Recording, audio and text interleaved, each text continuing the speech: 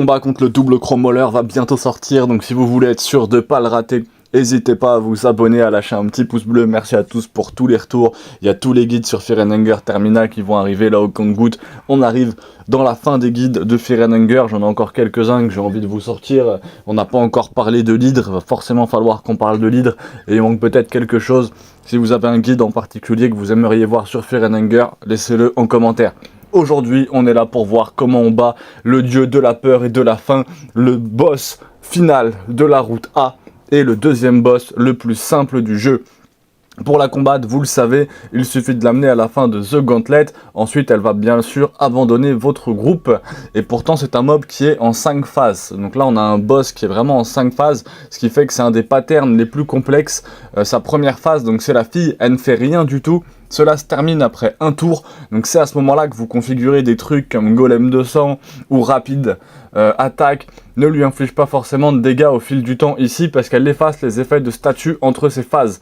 Je ne recommande pas non plus d'utiliser des flacons, donc du orange vial ou du marron, du bois de vial ici, car elle devient menaçante qu'à la 4e phase, c'est-à-dire à peu près au moment où l'attaque se dissipe.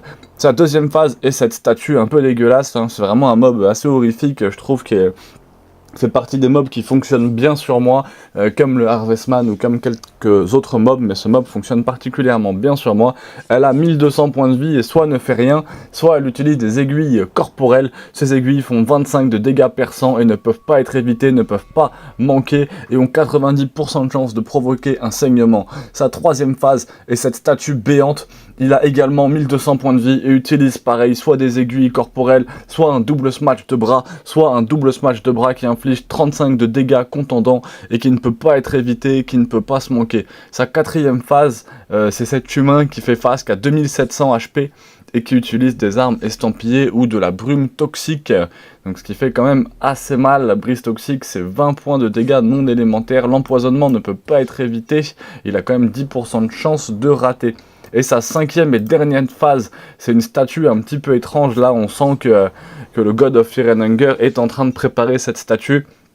Cette 5e phase de statue étrange que vous avez peut-être vue à Termina. Attention, hein, petite tous relief, Fear & Hunger Termina. J'hésiterai pas à vous faire des vidéos sur le lore. Je vois que c'est quelque chose qui a l'air de plaire en fait encore plus que les guides sur YouTube. Je trouve ça assez fou.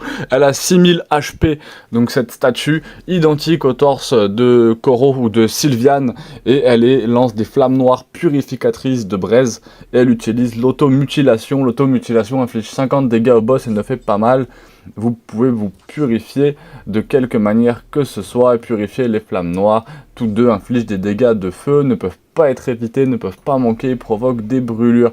Donc c'est un mob qui n'est pas spécialement compliqué. Je pense que vous y arriverez probablement du premier coup, même si vous arrivez avec un Outlander, c'est un Ders qui sont pas extrêmement stuffés ou extrêmement équipés.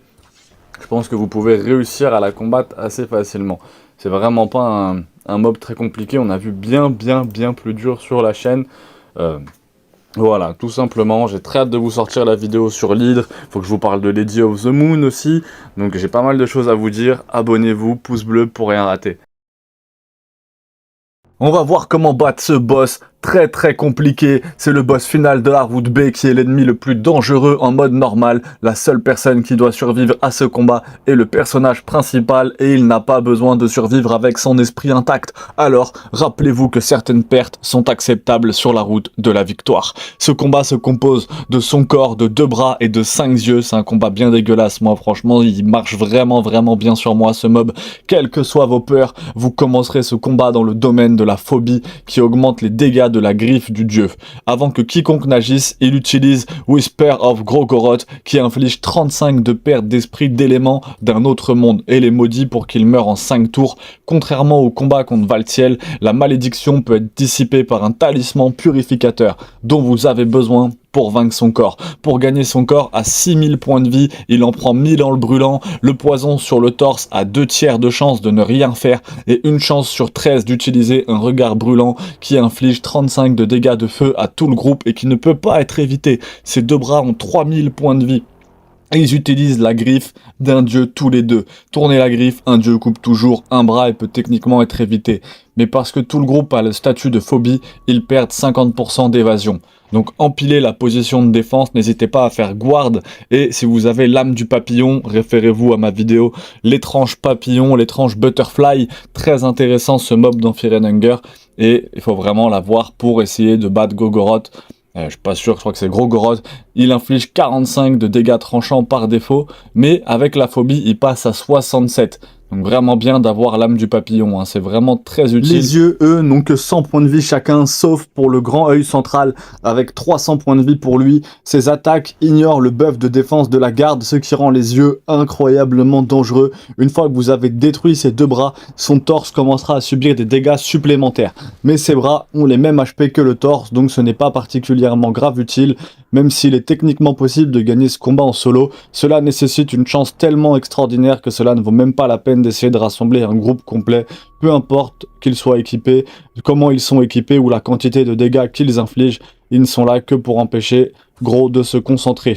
Le personnage principal a une chance dans ce combat, vaut mieux l'équiper avec le meilleur bouclier, l'armure de cuir dur ou le Trunch Goat, le berceau décharné et l'âme de l'ange blanc apporte au moins une source de poison, un talisman purifiant et une quantité complètement déraisonnable de guérison. Ayez un max de soins quand vous vous lancez dans ce combat. La seule chose dont il faut se soucier, c'est d'essayer de sauver son personnage principal. N'hésitez pas à le soigner s'il commence son tour en dessous de 60 points de vie. Et la deuxième chose, c'est d'empoisonner régulièrement le torse de Goro. Peu importe qui meurt en recevant le poison sur sa jambe, le balayage bat instantanément 3 des yeux de Kogoro, ce qui peut réduire un petit peu les dégâts, mais c'est pas forcément nécessaire. N'hésitez pas à aller regarder les autres tutos, ça arrive très fort sur Fear and Hunger 2, abonnez-vous, une vidéo par jour.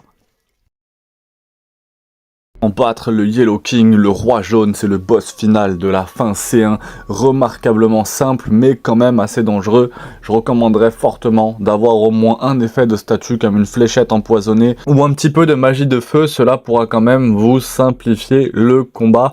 Si jamais vous avez aussi un équipement, le Eclipse talisman externe qui peut vous augmenter votre résistance à la magie, donc ça peut être aussi intéressant d'avoir cet objet en plus. Une armure ou une robe de grand prêtre, c'est un moyen d'obtenir des doubles tours, et la compétence attaque rapide ou lame d'ange blanc, donc la White Soul, n'hésitez pas à aller voir ma vidéo comment battre le White Angel.